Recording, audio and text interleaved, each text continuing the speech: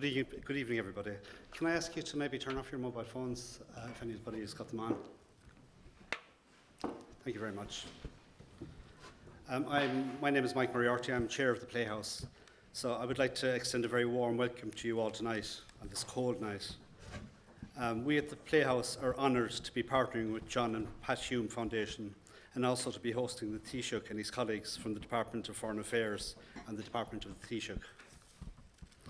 At this time when there are so many challenges and so many uncertainties in the world, dialogue and conversation are both vital. The Playhouse has always been a home for the art of conversation.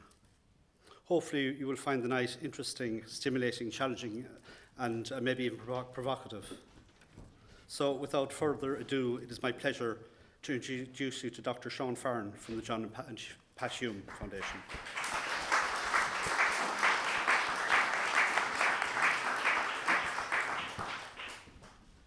Good evening, everyone. Before we proceed with our business this evening, I invite you all to stand and applaud the brave and determined resistance taken by the people of Ukraine against the barbaric invasion of their country by Russia. Would you stand and applaud their determination?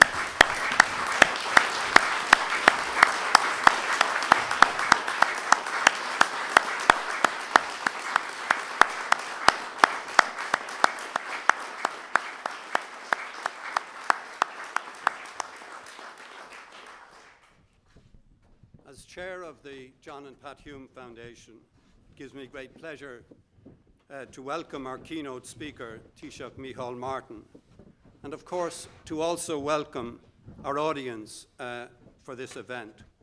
Those of you present in this wonderful Playhouse theatre in Derry, and those of you who are linking in from wherever, courtesy of Zoom.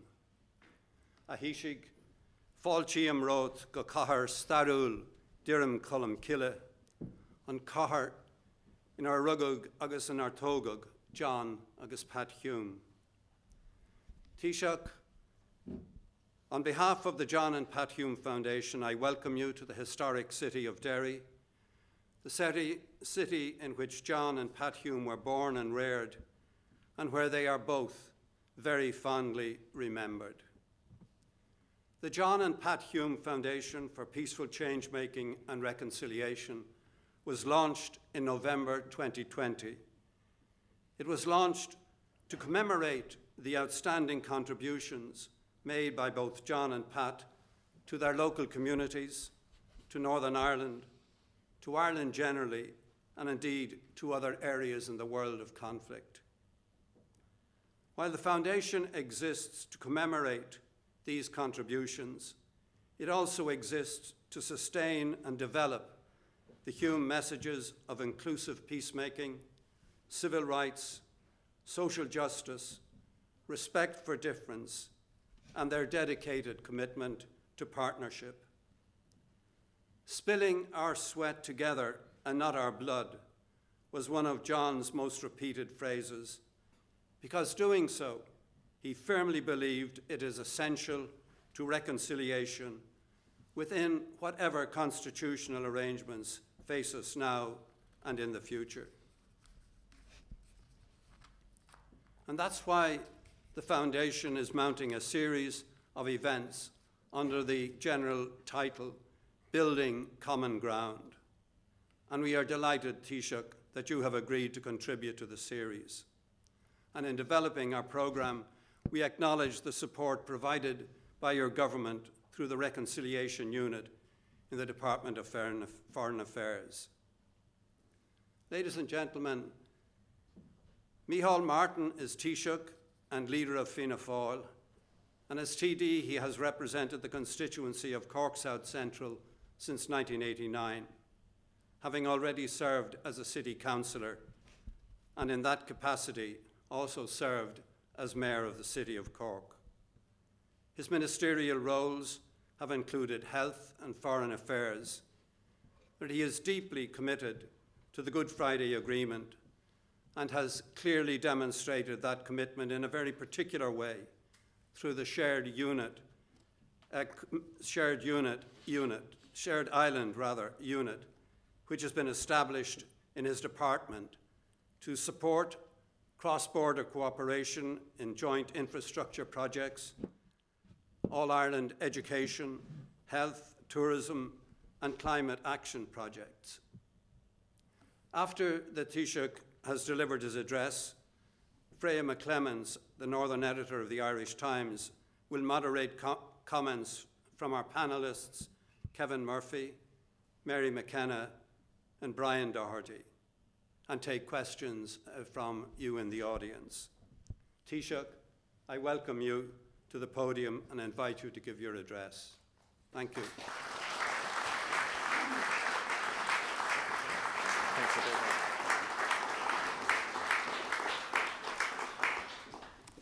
much. Thank you indeed, Sean, and indeed Mike, also for the invitation to be with you all this evening. It is a particular pleasure to be here at the Playhouse in Derry, a place which for 30 years has been an inclusive civic space in the heart of this beautiful city, with a mission and a vibrant record of supporting purposeful inquiry through the arts, centred on helping to forge a sustainable peace in the community. So this is a most fitting place to come together as we remember John and Pat Hume, who together devoted their lives to the achievement of enduring peace in Ireland. And at this time, as we've just done, we again witness and respond with solidarity to the horror of Russia's immoral and barbaric war on the people of Ukraine.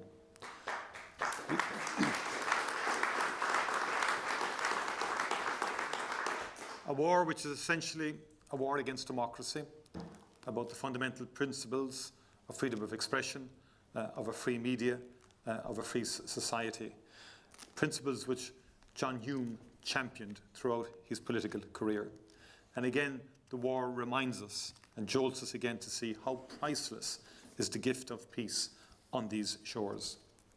And we remember too just how critical in the darkest days of the violence of the Troubles was John Hume's political leadership in keeping hope alive, to never give up on peace, to always insist on respect of fundamental rights for all, and to work with unswerving determination to find agreed resolutions to intractable problems, working through practical positive actions to build common ground. The Good Friday Agreement was the product of many people's work, of political and civic leaders across all traditions and communities in Northern Ireland, Unionist, Nationalist, Loyalist, Republican and others, including David Trimble, who was awarded the Nobel Peace Prize jointly with John in recognition of their leadership and risk-taking in walking together a pathway of peace. The Irish and British governments worked in closest partnership, and the United States and the European Union each played indispensable roles in forging a context for resolution. But the Good Friday Agreement simply would not have happened without John Hume. The vision, tenacity and sheer will he brought over decades to achieve a political resolution that would definitively end the destructive cycles of violence. John built up, as we know, a coalition of peace in Derry, Belfast, London, Dublin, Washington, Brussels and Strasbourg. I was proud to unveil a sculpture of John Hume at Ireland's ambassador's residence in Washington, D.C. last month, which is a fitting reminder of the extraordinary political relationships that John built up in that city, across America and around the world in his limitless bid to secure peace. At home and abroad, John brilliantly and ceaselessly affirmed an irrefutable moral and intellectual case for non-violence. As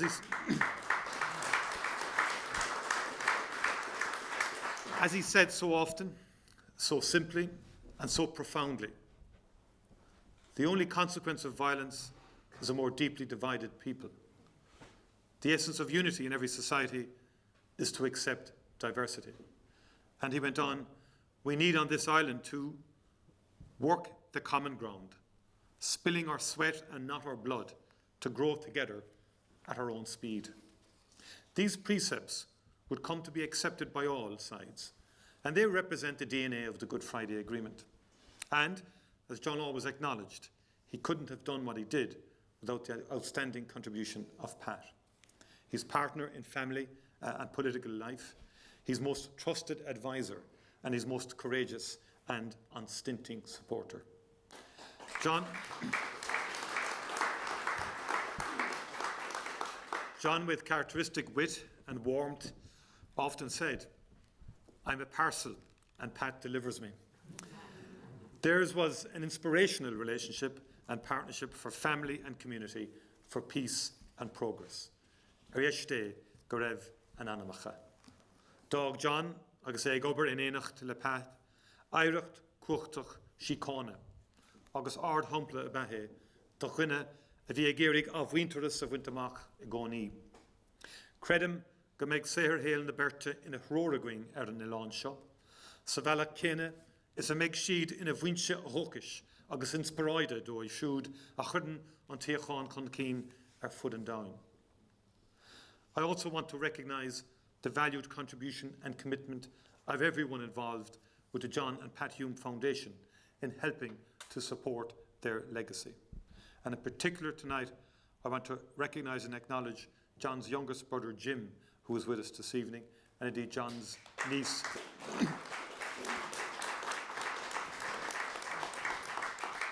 John's niece, Brenda Stevenson, is also here with us. And we in politics know, and those of us who have been through the political life, we would not be able to go through it without the support of family. Brothers, sisters, nieces and nephews. We do implore them to knock on the door at election time, to take the brickbats, and so on. And family is I suppose, the real hidden treasure that those of us privileged to be in public life enjoy in terms of support and value so much. In a short period, the Foundation has already built up a very impressive programme of work, fostering civic engagement founded on the principles of inclusivity, respect for difference, and of working for peaceful, positive change, which was so central to John and Pat's lives. I and my government colleagues look forward to continuing to support this foundation as you develop this important mission in the years ahead. The threat of violence last Friday, targeting an innocent man, disrupting a family funeral in Belfast, and the Foundation's cross-community event with Minister Coveney underscores how much we still need John Hume's message and means of peace building today. I welcome that last week's incident and the attack on Doug Beattie's office this week have been condemned by political leaders from all communities, making clear that no purpose is served and nobody is represented by violence or a threat of violence. My government listens carefully to the concerns of all communities in Northern Ireland. As Taoiseach, I have engaged actively and constructively with unionist, nationalist and other political leaders across the spectrum here. The Irish government will never dismiss genuinely held concerns around the protocol, and we are working very actively with our European Union partners to listen and engage with them. But any opposition must always be peaceful. That is simply fundamental. There are democratic and lawful means for all concerns to be raised and resolutions worked through, and that is where our focus must remain. I want to also acknowledge Sarah Canning this evening, a member of the Hume Foundation Board, civic activist and more, whose partner, the brave and brilliant journalist Lyra Micheál, was cruelly taken away almost 3 years ago in a senseless act of violence on the streets of Derry. And I was privileged late last year in the autumn at the Cork Film Festival to watch that beautiful film documentary which captured, I think, Lyra's extraordinary contribution to life here and the message and lessons that we can learn from that. We all stand with Sarah and Lyra's wider family as they seek and await justice and bear such devastating loss. Lyra Micheál's talented and passionate writing and reporting, with such strong sense of empathy, of justice, and a demand for better for her generation, stands as an enduring inspiration and call to action that we live up to, that we deliver on the promise of the Good Friday Agreement for all in our community. In the context of what this requires of us all, I'm very glad to have the opportunity to contribute this evening to the Foundation's dialogue series on building common ground. This was central to John Hume's political thought and mission throughout his life. It goes to the core of the peace process, and it demands our attention and commitment at this time. I am conscious of the election for the Northern Ireland Assembly next month, so I won't dwell on specific current political issues this evening. Instead, I'd like to focus on the fundamentals of the Good Friday Agreement, its central goal of reconciliation, and how, in real terms, we achieve it by building common ground. As John Hume readily identified and so often counselled, there are three connected sets of relationships that are essential to the cohesion of society: across the community in Northern Ireland, within the island of Ireland, and between Ireland and Britain. It was the eventual accommodation of these relationships in the Good Friday Agreement that was fundamental to its political force and success, securing the resounding and enduring support of the people of this island, north and south. Through the agreement, we established new interdependent political institutions for Northern Ireland, north, south and east, west, and affirmed principles, rights and equal protections for all, and addressed issues of citizenship, identity and constitutional futures. We created the political space and societal confidence to work the common ground, without in any way compromising our different, equally legitimate identities, beliefs and aspirations for the future of this island, nationalist, unionist or neither. I respect and indeed affirm everyone's right on this island to work democratically for the constitutional future they wish to see under the Good Friday Agreement.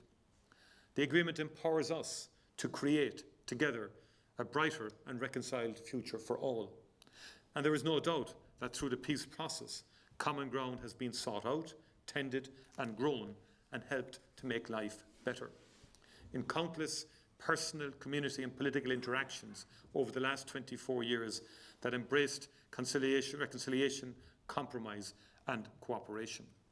Look, for example, at how issues around parades have been worked through here in Derry on a basis of respect for all traditions and a desire to find better ways to share the city.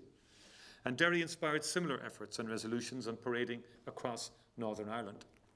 More widely, there have been important gestures of accommodation and reconciliation by political leaders from all traditions. And the state visit by Queen Elizabeth II to Ireland in 2011, and that by President Higgins to the United Kingdom in 2014, have an enduring significance. In politics, we've been able to work in our very substantial common interests through the power-sharing North, South and East-West institutions of the agreement. And a near quarter century of peace has allowed the development of political, economic, cultural and societal relationships right across these islands, deepening and normalising our understanding of each other. In short, we have begun to reconcile, but we also see that the three sets of relationships accommodated in the Good Friday Agreement are strained, and they have been for some time now. The outworkings of Brexit, including the protocol, continue to bedevil politics in Northern Ireland and complicate both North-South and East-West relationships. The power-sharing executive and North-South Ministerial Council are once again not fully functioning, which is a source of deep concern, as is the fact that the legacy of the Troubles has still not been equitably dealt with, leaving unmet the needs and legitimate expectations of victims and unresolved trauma in society. Important agreed legislation on Irish and on Ulster Scots language and culture in the new decade, new approach agreement, has still to be passed. Residual paramilitarism and related criminality continues to stalk some communities, taking and scarring lives. And constitutional and identity politics still structures much of political interaction in Northern Ireland. This hinders political discussion of policy priorities and choices, impacts governance, and far too often sees a reductive and patently false narrative of us and them. As Lyra Micheál once wrote, bigger issues than tribalism are being ignored, and no one seems to care.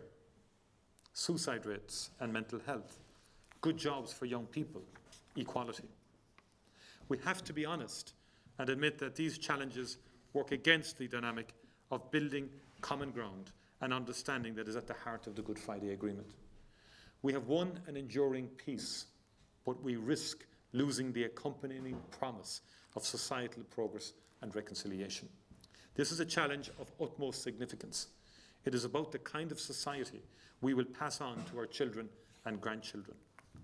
Whatever constitutional future you want to see for this island, a truer reconciliation should be central to that vision. And that demands greater political attention and will today to strive to build more common ground across the three core relationships of our agreement. And that is why, as Taoiseach, I put such a priority on our government's Shared Island Initiative, which I launched almost 18 months ago. This is about redoubling our efforts to build meaningful connections, cooperation and trust between different communities and political traditions. We have set out a broad, positive, inclusive agenda founded on working through the Good Friday Agreement towards a shared future for all. Our Shared Island Initiative involves raising the level of ambition for what we achieve through all island partnerships with the Executive, the United Kingdom Government and right across society, delivering on cross-border investment commitments and developing a new generation of projects focused on major shared challenges for North and South, and looking to the future of this island in an open, practical, constructive way that all political traditions can confidently engage with. Our Shared Island Initiative involves broad-based all-island civic dialogue and a comprehensive programme of published research. This is essential work in building common ground. To scope out and to talk about the opportunities and challenges of deepening cooperation across communities and borders. Over the last year and more, over 1,300 civic representatives have participated in our Shared Island Dialogue series. Inclusion is at the heart of these dialogues, involving people from across all sectors, communities and regions, with a particular emphasis on underrepresented voices, including women, young people and ethnic minorities. Looking in practical ways at how we can better share this island, including on climate action, healthcare cooperation, tourism and sport, and engaging with societal questions and challenges that we need to talk more about more if we are to build common ground and understanding around identity, culture, equality, and how approaches in education impact our ability to interact with and understand each other across different communities and traditions. We are continuing the Shared Island Dialogue series through this year, now with in-person and regional engagements. The vision and quality of ideas that have come forward through these dialogues has been genuinely inspiring. New voices, perspectives and experiences in our communities are reframing debates and defining new priorities for how we share this island. In a dialogue I participated in with young people, equality, climate, opportunity and mental health were among the greatest concerns. They want to see these issues far more to the fore in how we work through the Good Friday Agreement. And for younger people, John Hume's message of acceptance of diversity is core. That diversity is not just legitimate, but a source of creativity and richness in society. The dialogue series is highlighting the degree of common ground and readiness to work together that there is in civil society, across communities, generations and political traditions, while not shying away from hard questions. This is something we don't sufficiently acknowledge in politics. While division and discord make headlines, there is a store of goodwill and solidarity in and across our communities, north and south. A shared island society that is ready to work in common cause around shared concerns. This is fundamental to how we can broaden and deepen the process of reconciliation. And that is why we will continue to listen to, engage with, and champion inclusive civic dialogue and engagement as a core part of our Shared Island Initiative. The Shared Island Initiative is backed by a major financial commitment of €1 billion over the next 10 years through the government's Shared Island Fund. Through the revised National Development Plan, the government has set out new investment priorities across virtually all sectors to deploy this funding with the aim of creating a more connected, sustainable and prosperous island for all. We want to deliver these goals working in partnership with the Northern Ireland Executive. And we see East-West as well as North-South dimensions and opportunities throughout. I've had good engagement with Prime Minister Boris Johnson on how both governments can work together as part of our shared island approach on climate action, sustainable transport and research and innovation. We are continuing those discussions as an important part of our wider bilateral agenda. I established the Shared Island Unit in my department to drive delivery of these priorities right across government. I'd like to set out how the government is taking these goals forward now and in the time ahead. Last year, the government allocated 50 million from the Shared Island Fund to start moving forward with two long-standing cross-border projects, the Ulster Canal and Narrowwater Bridge. There will be landmark recreation and sustainable tourism assets for the central and east border regions. And last month, I announced over 37 million euros in awards by the Higher Education Authority under the government's major new North-South research programme. We are now funding researchers in universities from all corners of the island to work on pioneering projects over the next 4 years.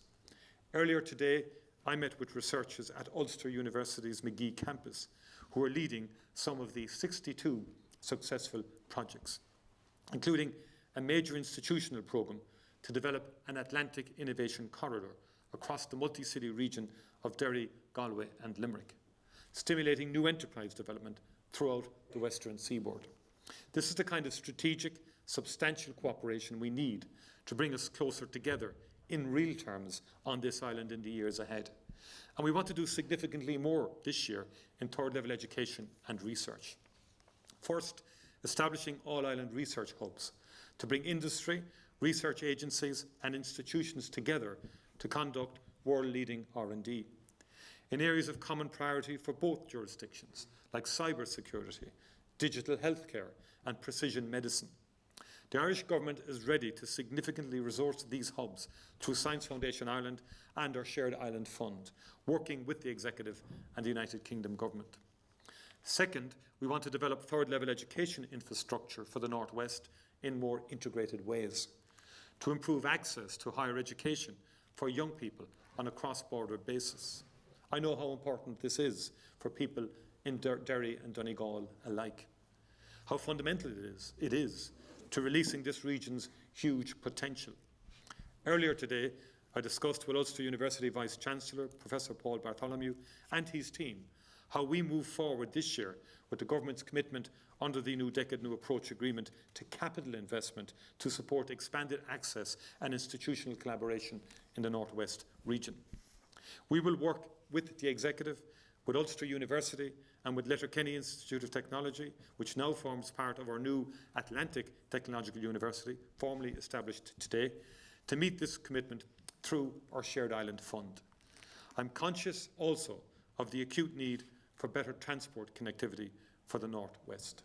And this is central to opening up new businesses, employment and other opportunities for the region and in connecting our shared island. The Government is crystal clear in our €75 million funding contribution to support the A5 upgrade, which is a critical artery.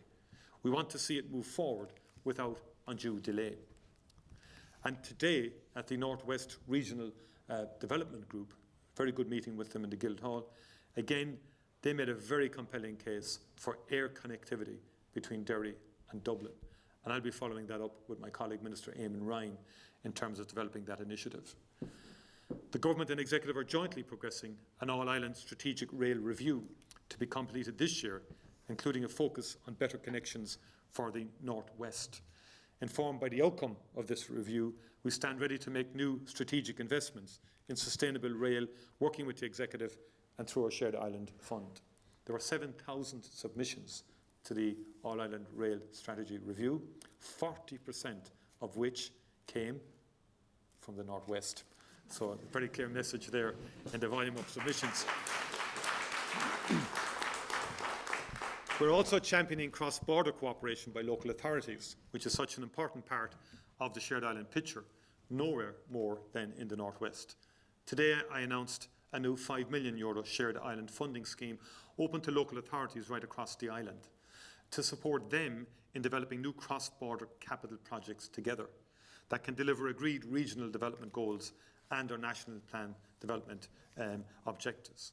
For instance, local authorities want to work together to deliver cross-border tourism and recreation projects, conserve natural and built heritage, protect biodiversity, and meet regional skills needs. We are backing them now to develop a pipeline of new capital investment proposals in these and other areas, with a view then to accessing further funding in both jurisdictions. And through this year, the Government will be announcing other new Shared Island funded projects, including for climate action, new EV charging networks, border region enterprise development, and for all island civil society partnerships. This is how we are working to build common ground across government, local authorities, and in communities, and in all policy areas. Given our location here in the Playhouse, Derry, I would of course like to highlight the role of arts and culture. Arts and culture afford us unique, powerful ways to convey and understand diverse experience, emotion, and perspective. We need this more on our shared island to better appreciate our different communities and traditions, our diverse stories and standpoints, and to seek not just to accept cultural diversity, but to celebrate it. There are so many arts and cultural initiatives that we should support in this context, not least this very theatre and a number of other projects here in Derry and the North West. To help with that, the Government will take a specific account of shared island themes and opportunities in developing our new flagship Creative Ireland programme for the next 5 years. And we will foster more cooperation between our arts councils and culture ministers to support the flourishing of artistic and cultural exchange as an integral part of how we seek and build common ground. In closing, I'd like to return again to John Hume's words, which always offer much food for thought. In an address to Shannon Éireann in 2002, John observed that we cannot heal the wounds of centuries in a few years. The violence of recent decades, in particular, has left deep wounds. The hurt inflicted and suffered will not go away because agreement has been reached. The agreement cannot take away the pain, but it is the start of the healing process. We do not know where this will take us and how quickly it will proceed, but we know it is the best possible way to treat the wounds and divisions of centuries past. That task of societal healing clearly remains for those of us in leadership today, and indeed for younger leaders coming through. We have made much progress since 1998. A generation has come of age in peace, and by working together in Northern Ireland, North, South and East, West, we really have begun to erode barriers of distrust.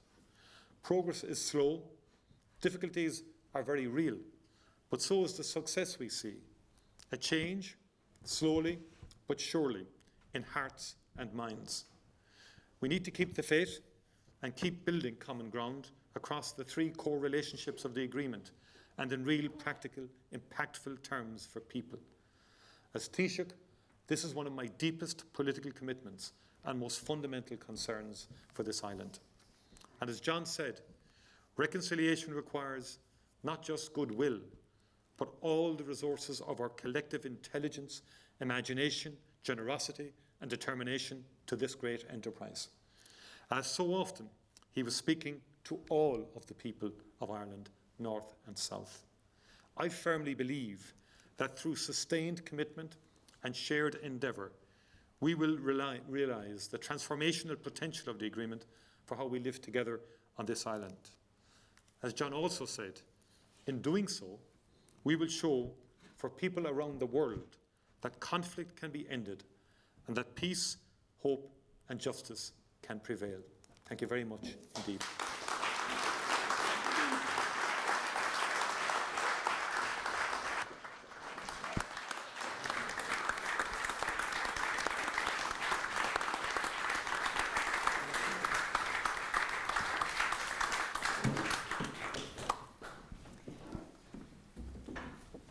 Thank you, Taoiseach. We're talking tonight about building common ground. It's the theme of this series. It was the theme of the Taoiseach's address tonight. And it's also been one of the themes, I think it's fair to say, of our three other panellists tonight. You met the Taoiseach already. Beside him is Kevin Murphy, the CEO here at the Playhouse, where his focus and that of the theatre is to foster peace building and social change through the arts. Mary McKenna, Northern Irish serial tech entrepreneur and angel investor. She co-founded the successful online learning company Learning Pool, based here in Derry. And she now works extensively with early stage startups and scale-ups across Europe, especially with female and first-time entrepreneurs. And in 2020, along with some like-minded friends, she launched the Awaken Hub community for female founders on a cross-border basis across the island of Ireland.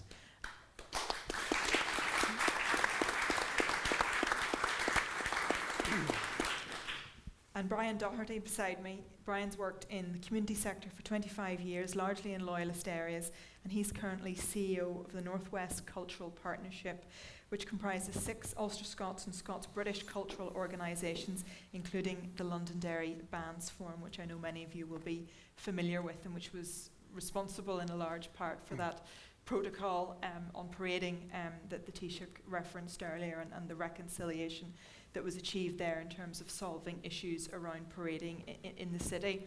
And I suppose, Kevin, I'll start with you here in the Playhouse. You know, it's very well known in this part of the world for the work that the Playhouse does on peace building and reconciliation. And I wonder if you could tell us a little bit more about your own experiences and the work that's underway here to build those relationships and to build that common ground. Well, I suppose the first thing we'd say is that building relationships and common ground takes time. I think you'll see, you know, as the Playhouse arrives or about to arrive in its 30th year, you can see that idea of building relationships woven throughout. But I think you can also see that idea of storytelling that also the Taoiseach referred to. Our stories are very important, and in the Playhouse especially those that are a bit less heard. And that storytelling is a way in which we have, because it's a way to make meaning, it's a way to connect, and it's a way for people to begin to understand each other. I minded a little bit of that thread that's run through our work called Theatre of Witness. And that's been a decades-long journey, and I know some of the people who have been involved in that are here tonight. And that is based on telling your story, but your story being heard by others, and then you hearing other people's stories. And what is really heartening about that program is that you have people who are former police officers, people who've been in paramilitary organisations, people who have suffered the worst atrocities as victims of the Troubles, find themselves in the same room, and they hear each other's stories, and we have a number of people who've built genuine long-term friendships. That's real, genuine common ground, built over quite a long time. And art is one of those things that just simply enables that. It's an incredibly useful space to have, because what it allows you, because it's an emotional language first and foremost, so it allows you to connect on a completely different level. And as I say, it encourages that sense of being heard and being witnessed, and that's hugely, hugely powerful. But of course, it's also a space for speaking truth to power, and it's also a space for challenge and changing perspectives. So again, recently we've come at a very big civic moment here, the 50 years since that terrible day in Bloody Sunday, and recently we did a major production called The White Handkerchief, picking up on that iconic image. But the story that we told was the human story behind that. So you know, for example, in all of the research and the connection and the relationships we built with families who had been involved in that, we discovered some very personal stories which became central to the production. One, William Kinney, who passed away that day, was a young man with great ambition, great creativity, great aspiration for the city, a civil rights protester and marcher. He was about to get married. His fiancée, he had arranged, excuse me, to meet his fiancée under the Guildhall clock at 8 that night after the march. he passed away, and his father had to put aside the grief of losing his son and go and meet the fiancée to tell her what had happened. So we rediscovered stories that we hadn't heard, and it was, and the power of theatre in that scenario is amazing, because it was performed in the Guildhall where the marchers were trying to reach. It was performed on the actual anniversary, and it was performed to people who had been there and directly affected by it. And I don't think I'd be overstating it to say that in that occasion, in very small but powerful ways, it helped the city get a different perspective. Partly that's the time, but also the time that has passed, and partly it's the work that all of the families and the people in the city have done. But equally, in that artistic space, it was possible to have that shift. So I suppose I could say art is not much. Well, art is first and foremost a relational proposition. So it's all about relations. And also art's not very much without people. Yeah, no, you're absolutely right. And there's something about just putting people in the room and having those conversations. And I've seen some of the theatre witness performances that you referred to, and they're people who might never come across each other in the context of Northern Ireland, from completely different backdrops, completely different political viewpoints. But when you put people in the room and they have those conversations, they become friends, and then that ripples out through those different communities. And Mary, I'm thinking of the work you do, which is very, very different, but it's all at its most fundamental level. It's all about building relationships too, isn't it? Surprisingly similar, actually, to what Kevin's just been talking about. And before I answer the question, I would like to really congratulate Kevin and the Playhouse colleagues on the White Handkerchief. It was just an amazing thing to experience. And I would like to congratulate the Taoiseach on the creation of the Shared Island Unit and the vision that's gone into that. And I think for the people on this island, it's a really important initiative, but it's particularly important, I think, for the people of Northern Ireland, and that's probably been demonstrated in the applications that you've seen come in. So in this post-pandemic world that we're moving into, anybody can create a global company on day one of starting their business, Freya. And what underpins whether or not they'll be successful is connectivity. That's the thing that underpins it all. And connectivity, in order to have that, you've got to build relationships and have a network. And so you kindly mentioned that some of us had started Awaken Hub during that first lockdown, about 3 weeks before the Taoiseach's announcement about the Shared Island Unit, actually. So we started a social enterprise that's based here in Derry. 4 women started it. 2 of us are from the north and 2 from the south. One of my co-founders, Claire McGee, is in the audience tonight, actually. And we started it. There was never any question that we wouldn't work on a cross-border basis. And I guess our mission is to connect women across this island who are starting businesses, because that's our area of interest and expertise. And we understand the importance that women creating wealth brings to communities, particularly rural communities that we have many of in Ireland, and particularly in areas like Derry that have been underinvested in for decades and decades. How important it is for women to be able to get started with their businesses.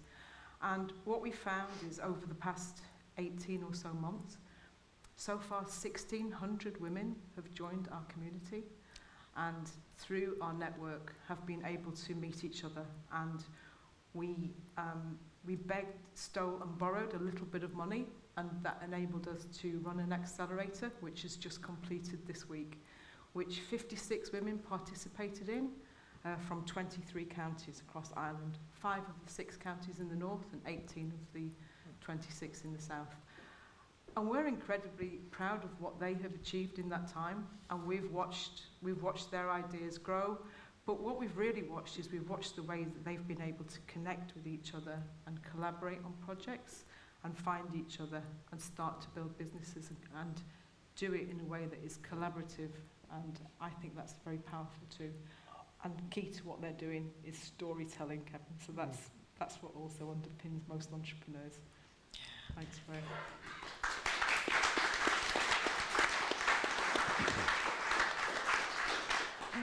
It sounds hugely positive, and from knowing you, I know what a positive person you are as well, and how much your own drive will have gone into this. But I mean, I find it hugely encouraging that this is some of the things that we're talking about now. I don't think we could have talked about this maybe even 2 years ago, certainly not 5 years ago. And I suppose thinking about the context of relationship building as well, Brian, I mean, you've been at the heart of that for the last 25 years, really, mainly working within loyalist communities. And at the minute, you're based just across in the Newgate Arts Centre, literally just a stone's throw away from here. I mean, explain a bit about your own work in that context of relationship building and some of the challenges, I suppose, that you've faced in that. Yeah, well, I mean, Kevin's exactly right. It takes time, and I suppose there's an important context from my own perspective as a unionist growing up in Derry at a time really during the heart of the Troubles. I came to school here at Foyle College on the West Bank between 81 and 87, and for those from the city who remember the volatility at that time, it helped shape, I suppose, my perspective as a unionist. I mean, Derry people are very protective. People are very protective of each other. They're very protective of the city. But generally, I think unionists, nationalists, other in Derry kind of do feel peripheral. They feel peripheral to Belfast, they feel peripheral to Dublin, they feel peripheral to London and also Brussels. But even within that kind of context of the city itself, I mean, Kevin also mentioned the kind of, I suppose, key symbolic event in Derry in the last generation, Bloody Sunday. But what has kind of been lost from the narrative has been the impact that has had on the unionist community in Derry. 15,000 Protestants were forced from the West Bank out to the peripheral communities that make up the loyalist estates in Derry now. So from a kind of unionist perspective, not only do we have that kind of Irish, British, European peripherality, but we're unionists see themselves in the periphery of the periphery anyway. So growing up in that context and in that environment, there was really a sense of, well, we either sit back and be, peripheral to the society here in Derry, second-class citizens, or we move forward and look at meaningful relationship building. The Taoiseach referred quite rightly to the kind of steps that were made in the mid-90s around the negotiation of parading in the city, but largely, unfortunately, that was a negotiation out of necessity. It was kind of a sense of come on board or you won't be parading in the city. What it did do, from our perspective, as unionists, is it did provide the platform and create that initial social capital that allowed organisations like our own at the Londonderry Bands Forum and the North West Cultural Partnership to thrive, because Derry is a friendly city. There are certainly issues around sectarianism and division, but we like to help each other out, and as someone who's worked in loyalist communities for a generation, I've never once been turned away from that help. So what we've been able to do is kind of build on that relationship building. And I suppose what makes us unique from a kind of perspective or a cultural perspective is that we've kind of thought outside the box within this environment for a long time. Richard Haas came over to the country, an American envoy, after one of the latest suspensions of the Assembly about a decade ago, and he identified parading as being one of the stumbling blocks to cementing peace in Derry, peace in Northern Ireland. And we actually, as an organisation, found that to be quite offensive, because what we feel was that parading and the structures around parading are actually the solution.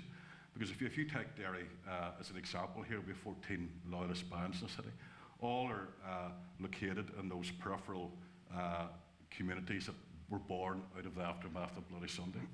Within those communities, you have maybe between 50 and 100 members.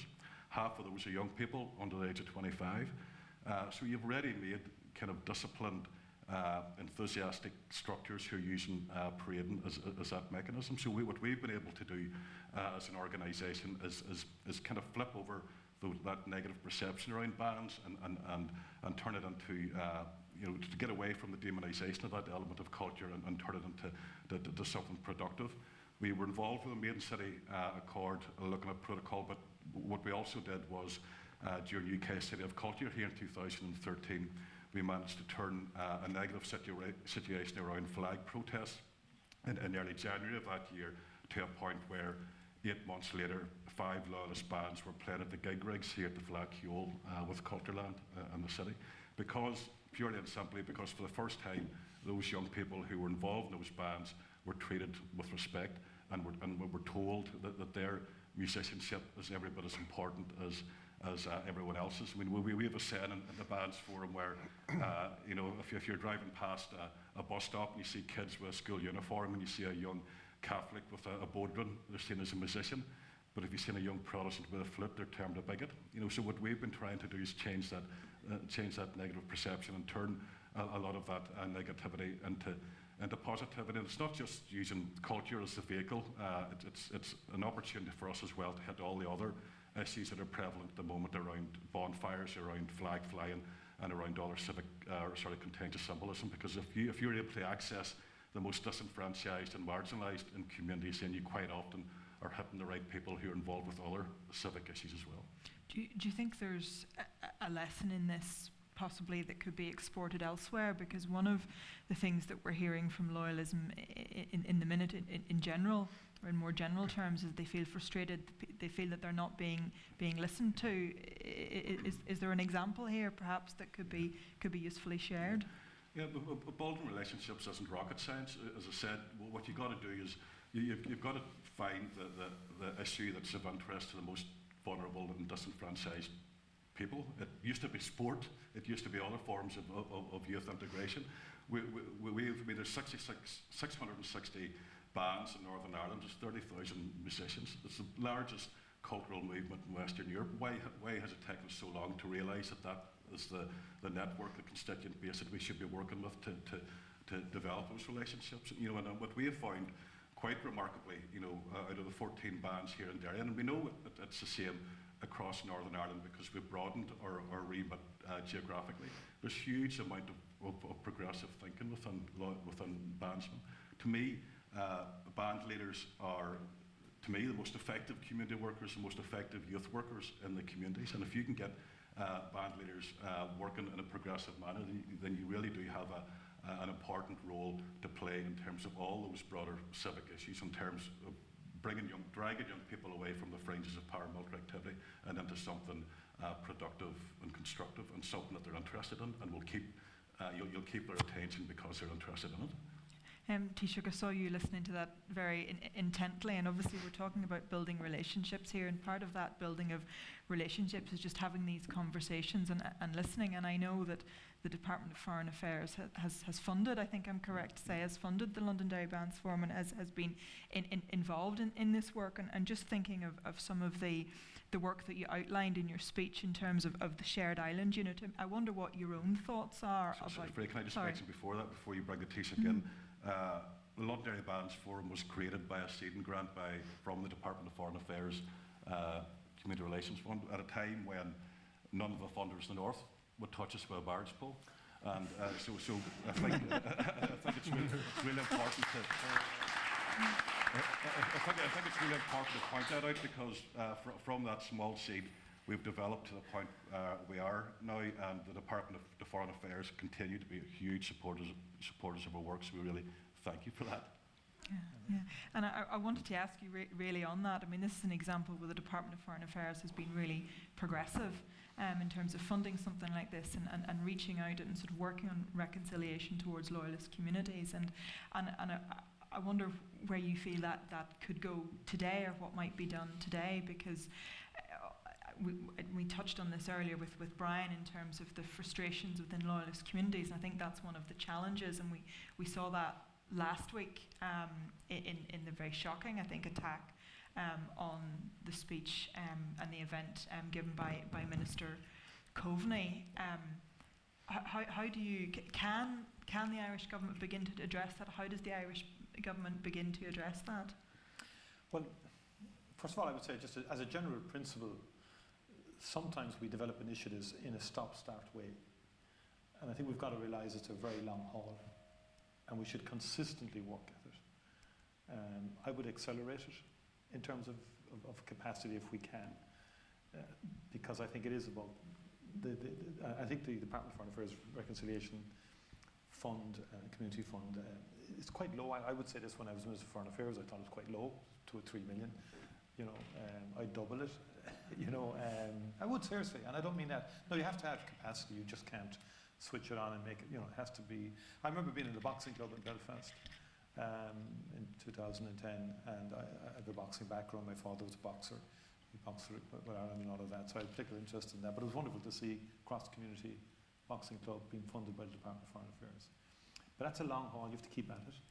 I remember being in Lurgan, where a very interesting engagement with young people in Lurgan who were in the GA. But the GA's community hall became the community hall. And it was quite frightening when young 17-year-olds said to me and 18-year-olds that the first time they saw their, if I use the phrase, Protestant neighbour or Unionist neighbour, was about 18 years of age, even though they were in shouting distance of each other.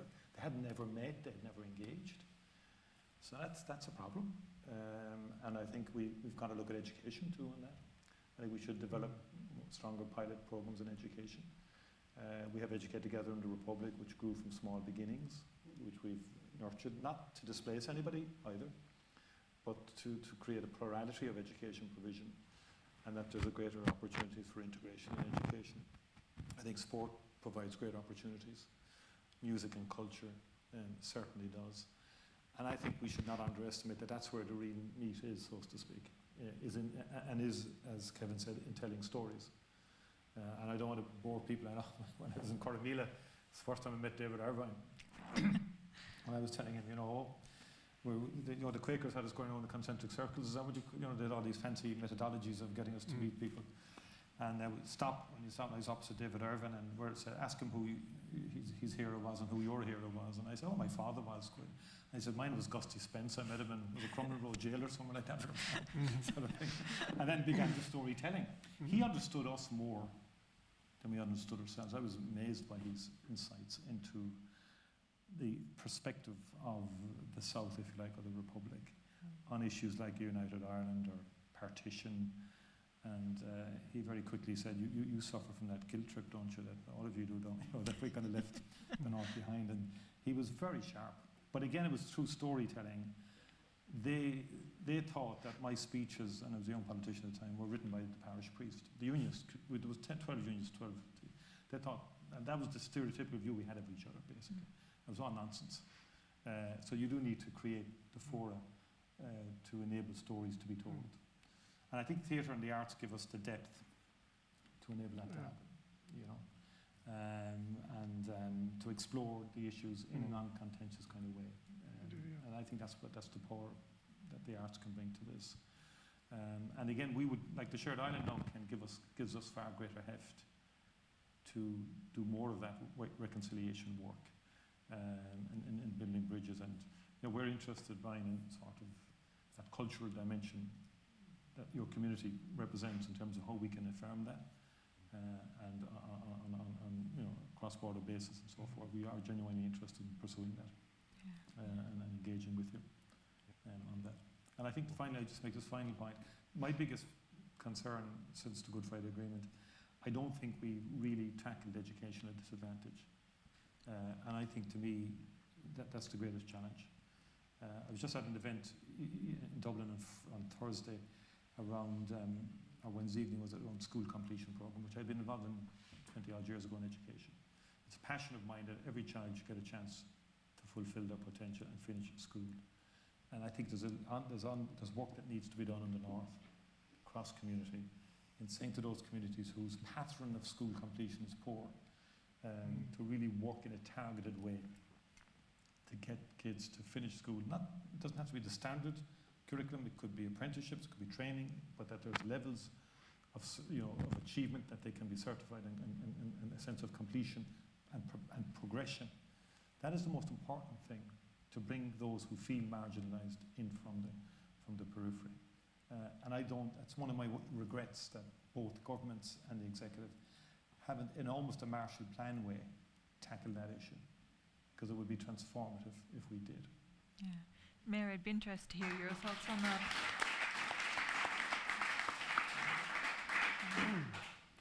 Mayor, I'd be interested to hear your thoughts on that, because a lot of what you've done has been dependent on a young, educated workforce, and obviously the Taoiseach was talking about the development that just happened today in terms of the Atlantic University and the idea of that sort of Western knowledge corridor, if you like. I know that's something that you're particularly exercised by as well. Absolutely, but I also think that in order to build common ground, people need to have safe spaces where they can air topics and subjects that they want to discuss with each other. And you will know, Freya, because I think we met there. I did some work earlier with St Mary's College in Derry around young women aged between 11 and 17, talking to them about thinking about enterprise and starting a business, talking to them about STEM careers and the future of work. So absolutely, the reason that we started Learning Pool here in Derry was because there was such a talented number of young people coming through the university. We were a brand new startup. We couldn't afford the fancy London and Cambridge and Oxford prices, but starting a business here with the talent that's in the Northwest was an affordable option for us. And absolutely, I mean, our business employed people from both sides of the border, and everybody's the same. You just look for the talent, and there's lots of it here. So yeah, I would support that, and I think the economic corridor in the east is working well between Belfast and Dublin. So I think there's some work to be done on making that happen in the west between Derry, Letterkenny, Sligo, Galway. We've got a new medical school here in Magee, plugging that into the medtech cluster in Galway and making those linkages happen.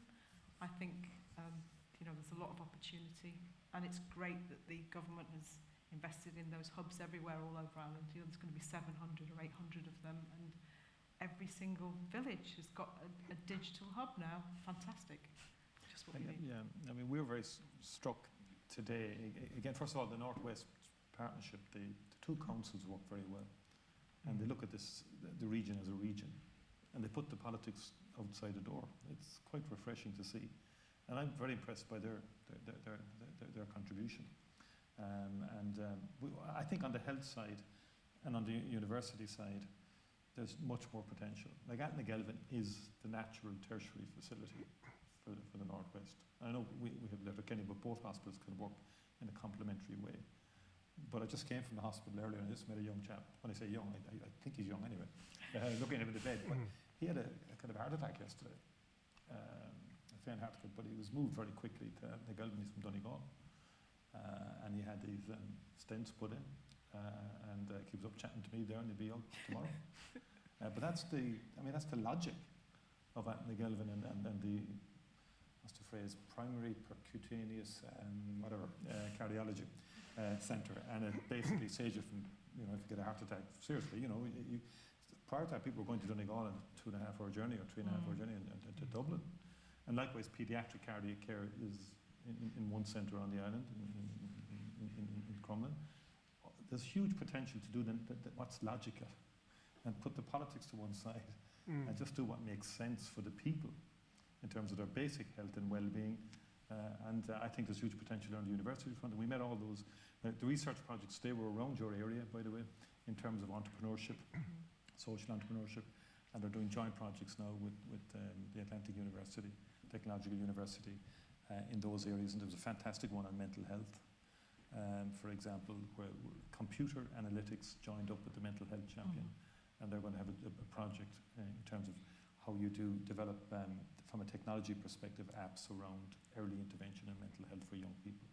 So that's what we're funding through the Shared Island. I mean, when I say research projects, these are very on-the-ground, solution-driven type research projects that benefits everybody, ultimately.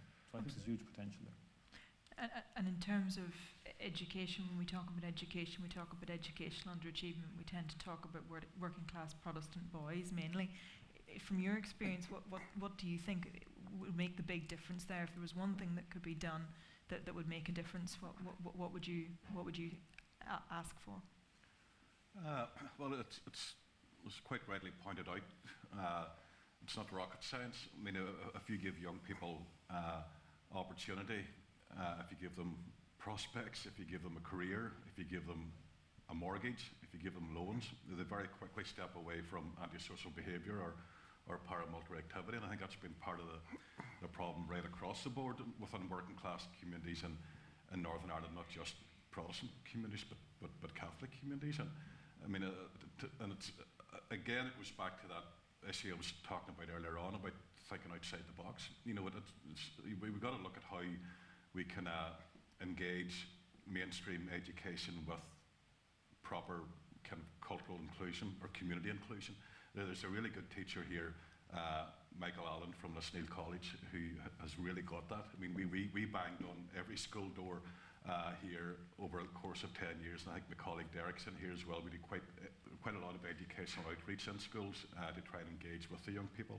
And Micheál was the first one to take a chance on us, you know, and he gets the fact that, you know, he talks about, for example, you know, the discipline and the structure around bands he finds is very valuable to how young people conduct themselves in classrooms. He would take a young person aside, for example, and say, you know, you come in here untidy and been disruptive, but I seen you at the parade on Saturday and you were disciplined and you were smart. You know, so he makes that connection, and I suppose what we're trying to do with a lot of the broader work with the Northwest Cultural Partnership, not just through parading, but also Highland dance and other elements of pro-union culture, is look at how we can use that constituent base, that network of young people who are engaged in that activity, and look at their other educational needs and their other training needs and their other training requirements. You know, so it's about, you know, us and the band leaders influencing those young people to think beyond maybe even just the context or the confines of the band, but how they as individuals can contribute to their local communities and how they can contribute to their own personal development.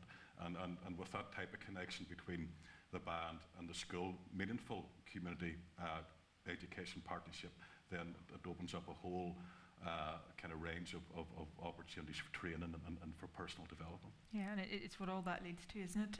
I'm going to open it up to questions in a minute, but I just want to ask each of the panellists one last thing. First of all, we're talking about building common ground. We're talking about relationships. We're talking about how we create that.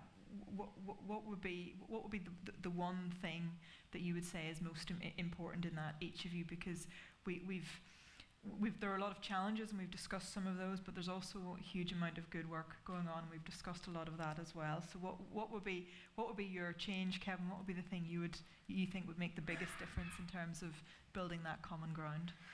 Well, you'll not be surprised, there's probably more than one answer to that. But the first thing is that maybe recognizing where we've arrived.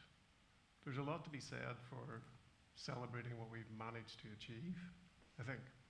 But I also think the common ground, if we think about young people and we think about society today, the common ground is broader than our sense of belonging or identity. We are in a situation now where people are paying attention to our shared planet.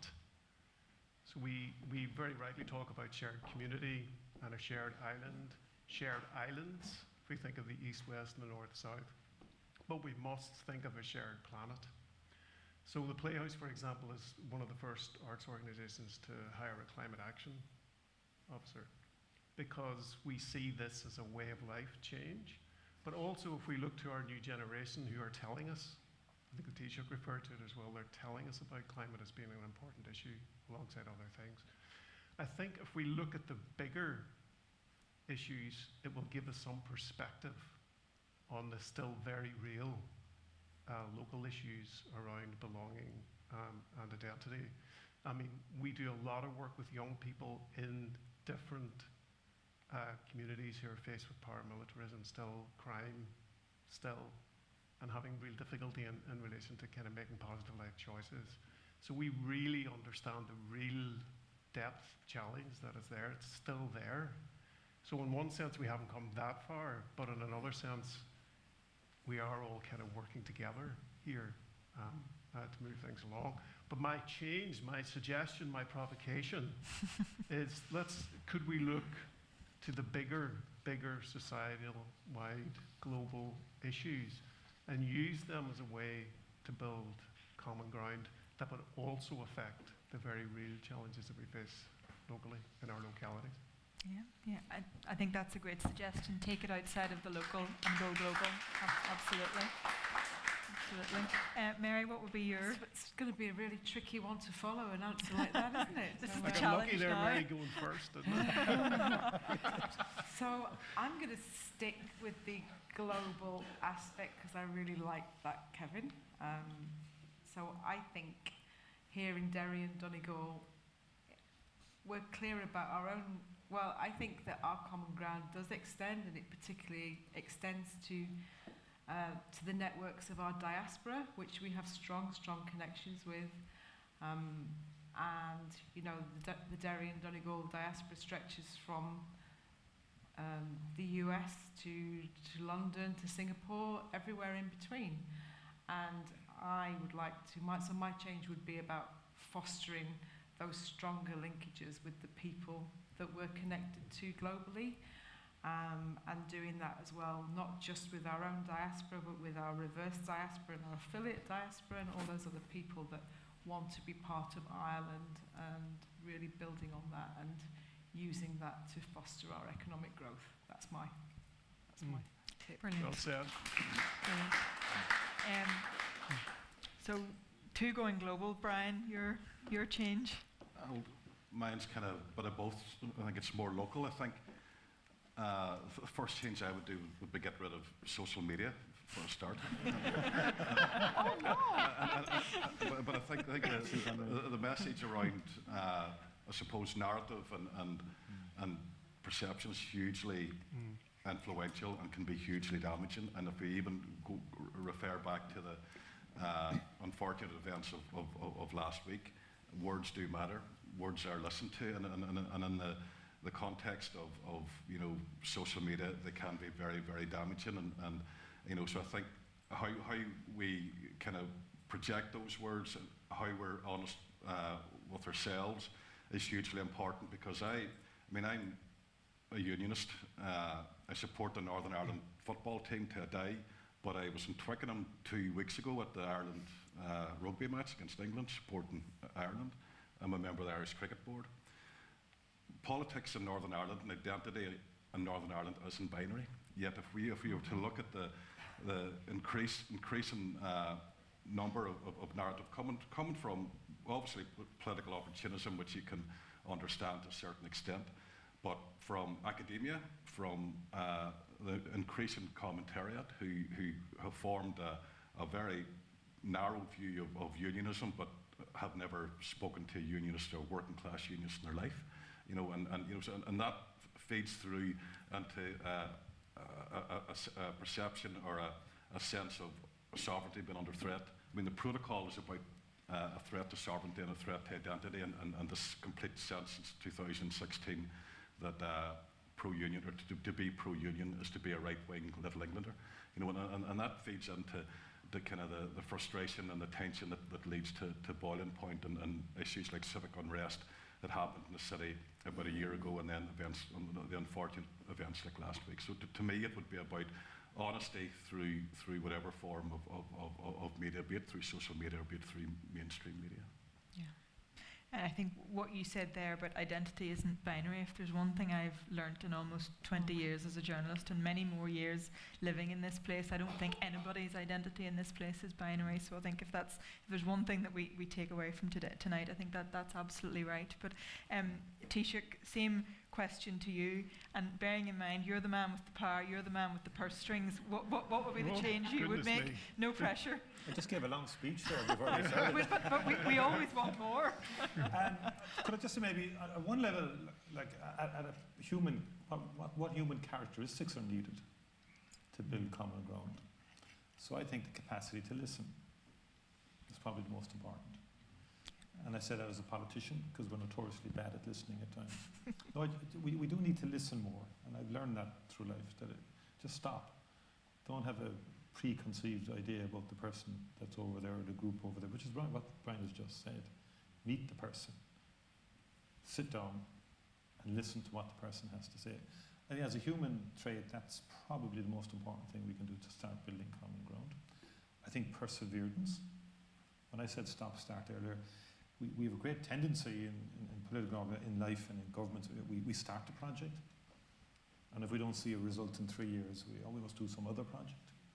Actually, This is about building relationships.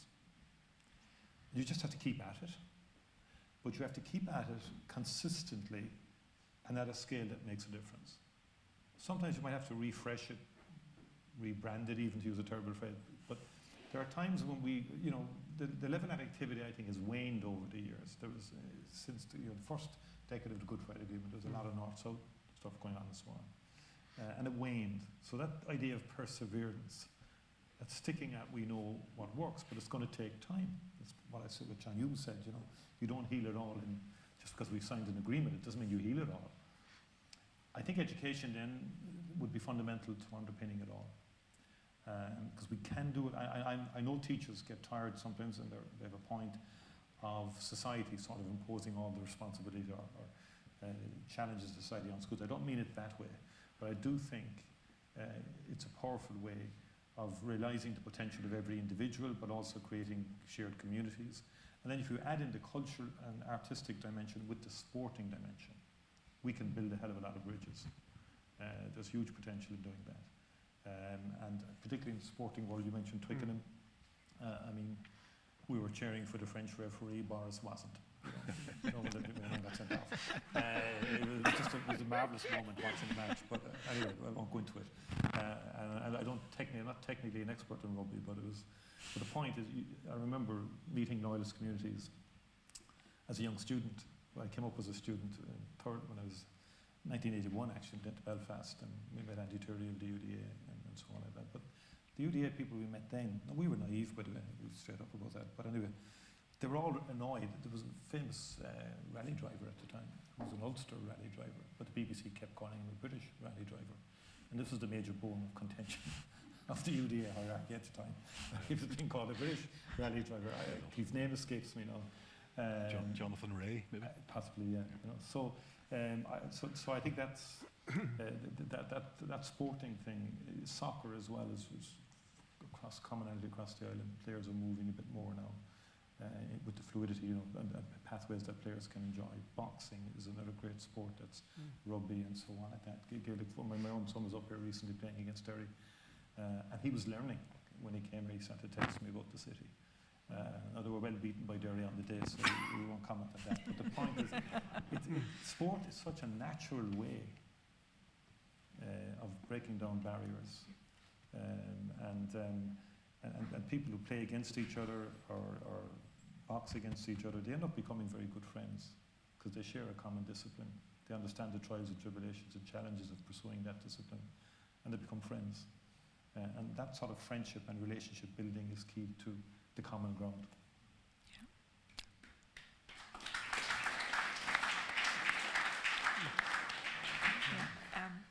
Absolutely. It's about relationships, and those relationships just start with conversations like this, don't they? This seems like a good time to ask if we have any questions from the audience. Very briefly, I'm told. Yes, the lady there. Hi folks, I'm Mary Casey. I came to live in Derry in 1973 from Donegal. I previously worked in Guinness's in Dublin, and I was very interested in all the perspectives when it comes to connectivity, relationships, and young people, because I've been volunteering in this city since 1973, and connectivity. I'm on a member of the Western Rail Alliance and into the West Rail Lobby Group. And when I came in, I started to work with the London Derry Arts Association, which was a comprehensive group for all of the arts and culture in this city. And I reached out into every community and had a database of everything that went on in the city. And it was funded by the Northern Ireland Arts Council and Derry City Council from 73, and it folded up in 1985. I was on the member of the Irish Regeneration Plan, and working with young people in Culmore, which is listening to them drinking behind hedges and looking at their issues, and listening then to the data and the statistical information out of the Irish Regeneration Plan, and the numbers of young people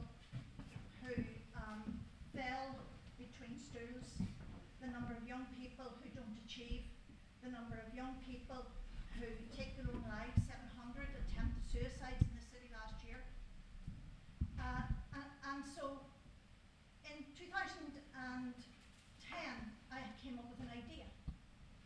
And we put the idea onto a page, a proposal, and we put it into each government department in Northern Ireland. And they passed the buck. As Peter Sheridan said to me, he was PSNI officer and he was Cooperation Ireland. They passed the buck and said it was up to OFM, DFM in relation to this proposal. And the proposal was very simple. It's just logical. If you have an initiative in the university, and I worked in Micheál for 12 years, helping it develop from 125 students in 1985 when I went in to 3,500 when I left in 1998, yeah. It's very simple. They had a step-up program, and this step-up program brought in all of the schools in this city that were young people that weren't achieving. And they had a director of Step Up, and I was on them, the convocations executive, and we awarded Step Up award to these young people that achieved inclusive, all of the schools coming in to a program over a period of 6 months in the summer, whatever, and actually achieving.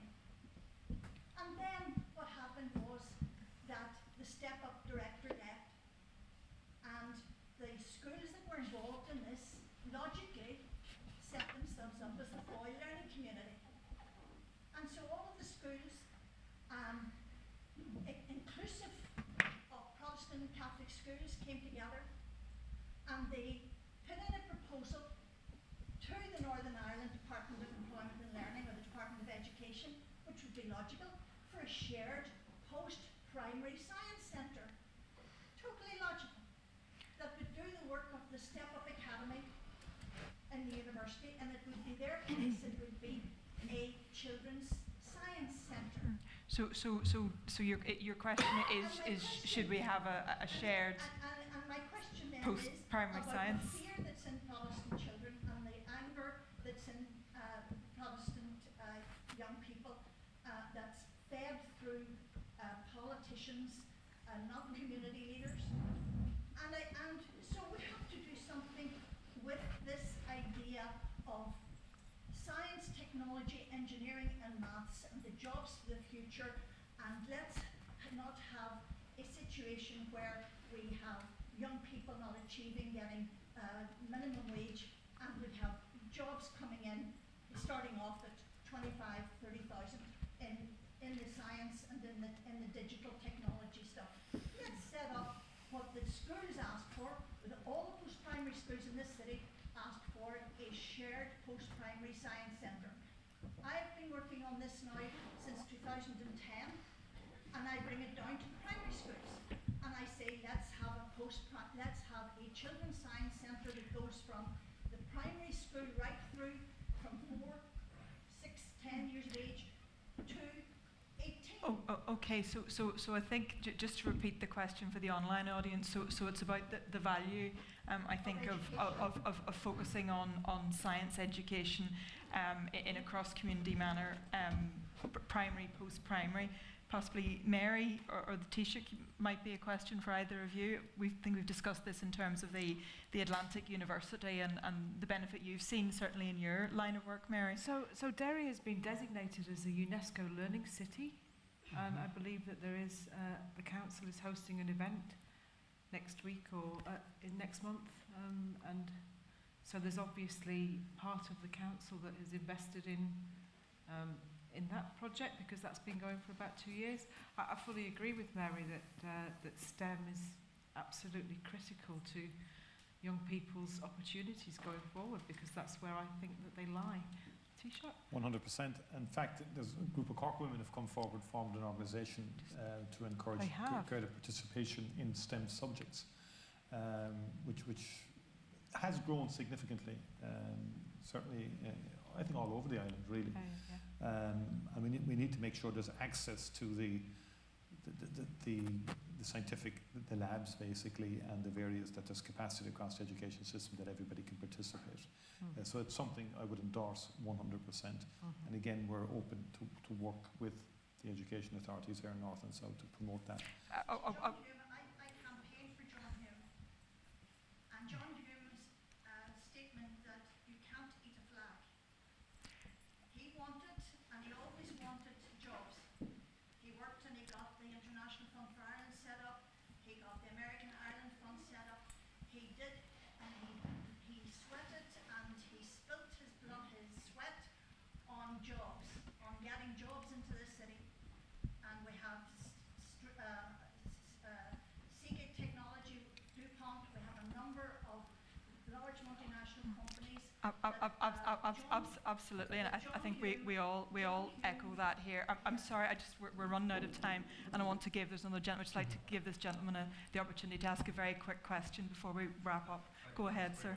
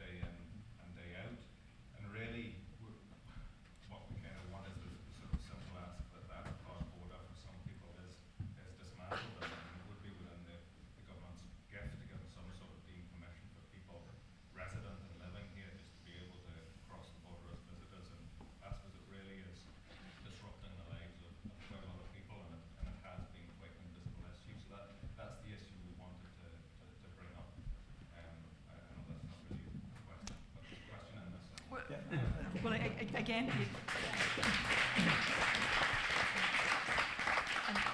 to repeat that, just for the benefit of our online audience, the gentleman's question is about cross-border travel for people who aren't maybe Irish or British citizens, and I suppose the commitment that the Irish government might make on that. I think my officials in my department have met with you, I think, on this, and we're trying to work it through with the Department of Justice. There's a legitimate issue there that needs to be addressed, and I'm open to meeting with you as well at some stage in the future. Because there are obviously issues, but I mean, certainly we don't want borders in terms of people moving to and from, in terms of work and so on like that, or you've given the examples there, people who are resident and so on. So look, we'll continue to work with you to bring a resolution to that. And we might meet some future date if we can organise it. I know Angle is here with us, I think, was saying to me that there has been meetings already, so we'll get working on that. Thank you. I know we could stay and chat all night, but I think we would be dragged off the stage if we did, so we're going to have to call it here. I apologise for appearing, actually, but the lighting is such that... Yeah, it's actually very hard for us to see you, so apologies. I just, before I introduce Sean Farron, just to wrap up the evening, finally, I just want to say thank you myself to our panellists, to Brian Doherty, Mary McKenna, Kevin Murphy, and of course, Taoiseach Micheál Martin. Thank you all very much, and thank you. And, Sean. Words out of my mouth in expressing thanks. My thanks to begin with, in particular, to the Playhouse for hosting this evening's event. This is the first of a series, I think, of events which, together with the Playhouse, the Hume Foundation will... Sorry, okay, I'll start again. Okay. Well, I'm expressing my thanks to the Playhouse for hosting our event this evening. It's the first of a growing association and partnership with the Playhouse, between the Playhouse and the Foundation. more of which will soon be announced. My thanks on behalf of the Foundation to the Taoiseach for your address. Very comprehensive outline of the steps being taken by you and by your government to build the common ground. Many lessons in what you said for all organisations and individuals working on a cross-border basis here in the Northwest in particular. Our thanks also to the panel. Freya has expressed our general thanks. My thanks to Micheál, the chair of the Playhouse. My thanks to Kevin. My thanks to Mary. And my thanks to Freya and to Brian. My thanks also to Terry Cross for sponsoring the reception this evening. And my thanks very much to our own Tim Atwood, who has been working ceaselessly along with the representatives from the Playhouse in putting together this evening's event. My thanks finally to yourselves for coming along, for showing your support to the event, and we look forward to future engagements here in the city, which will bring us in touch with a wider audience. And finally, if John and Pat were here with us, they would find many of their words of inspiration echoed in what the Taoiseach said and what the panelists said in their contribution. And they remain our main, of course, inspiration within the Foundation. We hope that the work that we are undertaking will in fact reflect the values, the beliefs, and the commitments of John and Pat Hume. Thank you all very much. Good evening.